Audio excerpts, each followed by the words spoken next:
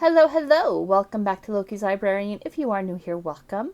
I am your librarian, Katrina. On Sundays, I do a thing called Books and Booze, where I review a book and mix up a cocktail. Since it is October, it's time to look at the things that go bump in the night, making this week's book The Black Arts, a concise history of witchcraft, demonology, astrology, alchemy, and other mystical practices throughout the ages by Richard Cavendish. The subtitle is very small, but it's right here. And since I am still going strong with Sober October, it's like I picked the wrong week to quit drinking. This week's mocktail is a Black Magic Mocktail, which is... Okay, the recipe calls for 2 capsules of activated charcoal.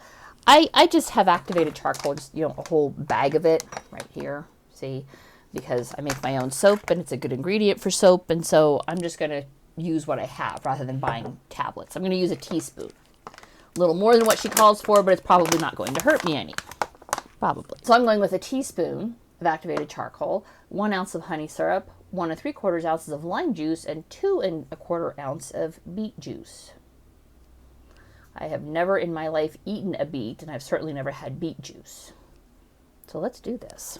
This book, this is going to be a bit messy. It would be messy if I had to break open a charcoal tab too, but charcoal powder goes freaking everywhere. It's all over the place. And now I look like I'm, cavorting with the forces of hell. Yay. That's accurate and appropriate. That is appropriate for this cocktail. Okay, so this week's book is broken down into 7 sections covering specific aspects of the black arts. And he starts with a general intro to the world of the black magician. Then he moves into names and numbers, the kabbala, names of power, the kabbala and names of power, the stone and the elixir, astrology, ritual magic, and worship of the devil. You have to mix, she wants you to mix together the honey syrup and charcoal first. So that's what I'm doing. To whisk them together until it creates a mixture that's very black. And the charcoal powder is apparently way lighter than the honey because it's just floating on top. Good times. Well, I knew it was going to be a mess. Fortunately for me, I don't have to work tomorrow, so in the day cleaning my office and apparently brushing my teeth. That is definitely a black as tar freaking mixture here. And I will say, all right, now that I've got that messy bit out of the way, he started with a bang. Going into the world of the black magician, right? While this book was initially published in 1967 and then reprinted in 2007, which is the version I have.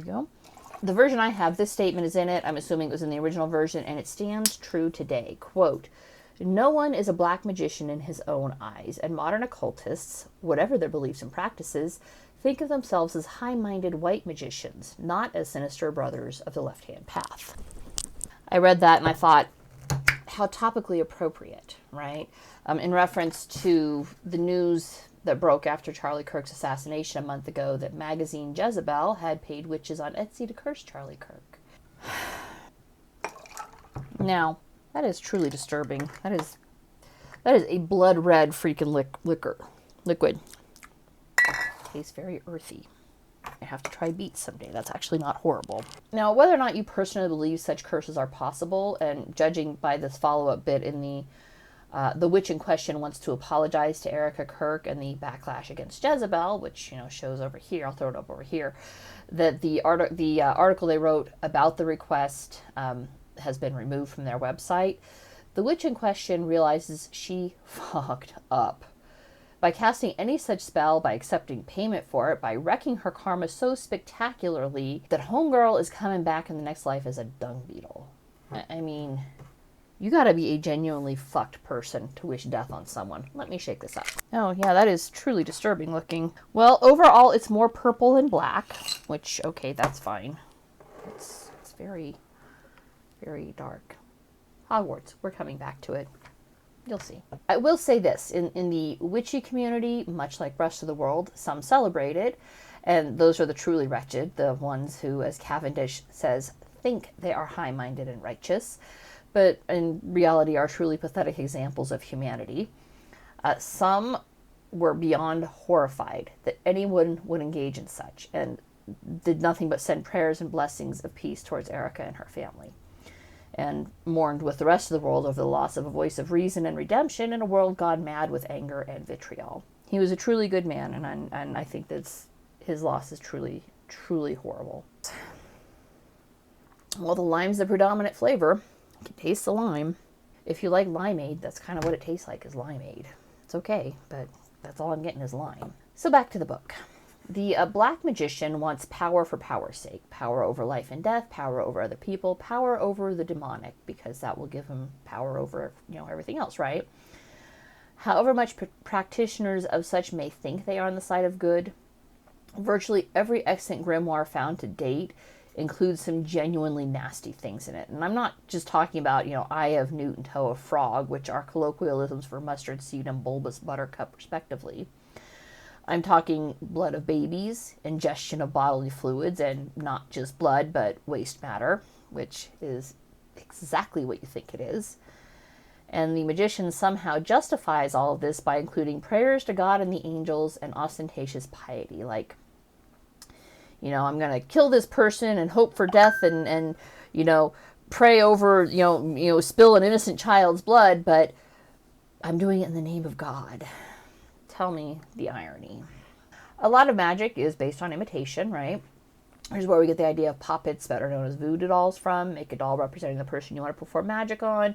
The doll should include bodily fluids, hair and nail clippings of your target. One love puppet called for the magician to get hair from every part of the object of his affection. Every part, including pubic hair. The good news is such spells, if discovered, are easy to subvert. The magician in question in this particular story paid the girl's brother to harvest pubic hair. I'm not sure how the brother thought he was going to do this and not be caught, because he did in fact get caught. The girl's mother, he immediately said, hey, I'm not doing this for me. I'm not a pervert. I don't want to get with my sister.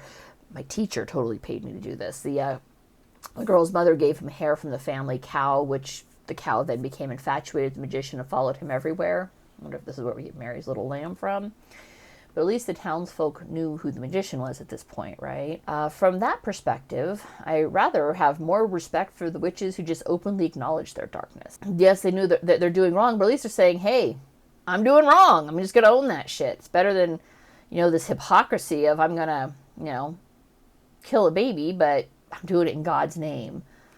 Yes, because God is truly one who wants you to sacrifice your kid. And I know everybody's going to be pointing at that Abraham who was supposed to sacrifice his son, and he was willing to do it, but then God said, no, you don't have to do that after all. Here's a ram, kill that instead. Kind of take that as proof God doesn't actually want you to kill your babies. That's all I'm saying there. But the witches who just openly acknowledge the darkness, the final chapters on the Black Mass include a bit where in the 17th century, one of the mistresses of the King of France participated in a Black Mass to try and get him to put the Queen aside and his other mistress aside and cleave only to her.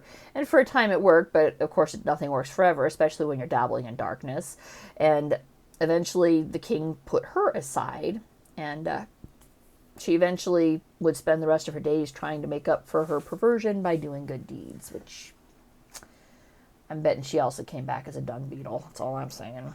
The chapters on names and numbers discusses numerology, which apparently goes all the way back to Pythagoras. I had no idea there. He of the theorem, right? A squared plus b squared equals c squared.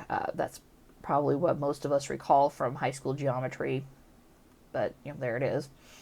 I was vaguely familiar with numerology, but had no idea how detailed it gets. There's some belief that the number of various words can actually predict the future. There's an entire section of numerologists who put the Bible into numerical values and then tries to predict the future based on the numerical values. He reports one anecdote of witches during World War II who used numerology to redirect the Germans from Syria towards Russia. Names of power and the Kabbalah goes into like abracadabra, tetragrammaton, magic squares, which I have never seen work, but honestly, if I had to guess, it's because they use nonsense words like this magic square. The only word in there that I recognize is opera. And I'm pretty sure that was just a random shifting of the letters, not that they were actually trying to spell opera. I'm pretty sure the reason that this doesn't work is that it's like some weird translation, like writing an English word using Hebrew script and then trying to translate the Hebrew script back into an English word. And I'm betting if we knew what the original word was supposed to be in Hebrew, not in English, it might actually work better. I don't know.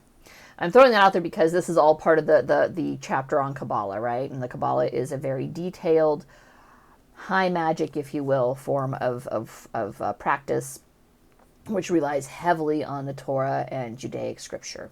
The stone in the elixir is all about alchemy, the famous sorcerer's stone, which everybody has heard of. But I'm betting the only person who has ever managed to successfully make a sorcerer's stone for immortality is J.K. Rowling, hence the Hogwarts class, who will undoubtedly be remembered long, long, long after the rest of us have died and turned to dust. Because she actually found the secret of the sorcerer's stone, is that nobody is immortal, but you can make damn sure your name is. Astrology is something that everyone is familiar with, as most newspapers even today include a daily horoscope. I did find it interesting how a book written in 1967 acknowledges that the progression of the stars has moved forward so that most people are a sign behind. So, for example, if you were born on September 10th, you'd think you're a Virgo. Due to the precession of the stars, the sun was actually in Leo when you were born. So why do we stick with this whole current, born September 10th, you must be a Virgo thing? Well, astrology also goes all the way back to ancient Greece. And when it was created as a system, the sun was in fact in Aries when, that was set up. But of course, everything has now changed, and we should really make adjustments to allow for what your actual star sign is. Speaking of which, I had a weird dream about my star sign. I don't know, I feel like I've been kissing up against the multiverse in my dreams lately. But maybe it's just the melatonin I'm taking at night. I don't know. It's supposed to give you weird dreams sometimes, and they have been weird. He talks about ritual preparation, and let me just tell you, for people who are about to literally eat shit, magicians were awfully concerned with being clean before they did it. Why? I don't know. You're about to eat shit. What do you care if your teeth are brushed? Are you hoping the mint is going to drown out the flavor? It won't. There is a bit about psychic attacks and how to protect yourself from such, which is probably useful if you're going to post a review mocking witches for sending death curses and condemning themselves to rolling shit into small balls in their next life. Seriously. I'm not too worried about it. My shields are in place. I'm quite adept at protecting myself. Power over the demonic. Well, the general belief was if you had a strong enough character, you could actually control them through your own cult of personality, your own willpower. This is why people like the Comte Saint-Germain was, everybody talked about he's mesmerizing, magnetizing. He doesn't actually mention Rasputin in here, but Rasputin is somebody who they would have believed had power over the demonic because he just had that personality, that mesmerism. Aleister Crowley, of course, very famously had power over the demonic with a bit of God's blessing too. But what if you're just not that interesting?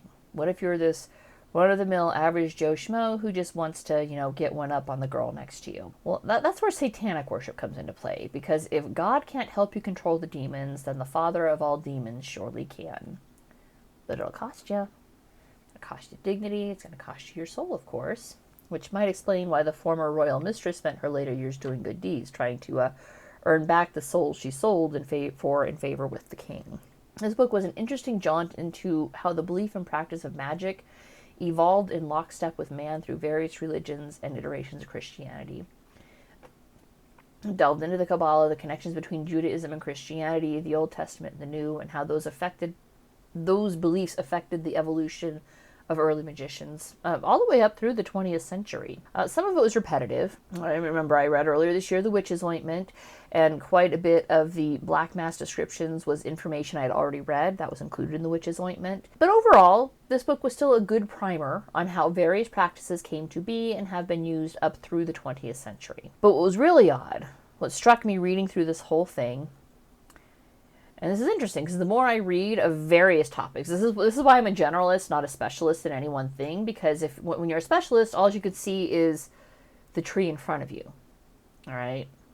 I'm looking at the whole damn forest, and I'm seeing connections between what black magicians believe and the madness that has been the first quarter of the 21st century. From the very beginning of the book, black magicians seek to pervert the natural order, right? Causing men to become women and women to become men. Seeking to cause death and mayhem, preferring abortion over the giving of life, and the killing of children for ceremonies is heavily featured in the book. The seeking to have men become women heavily recalled me to the Crowley book, where it said when he engaged in homosexual acts, he would take the woman's part, forcing his usually straight partner to sodomize him. So that Crowley, at the time I thought he was just being a garden variety sociopath, which I still think that. But now I think that his sociopathy was turned towards the dark arts, his full commitment to such, and that this was his way of experiencing the balance of being a woman.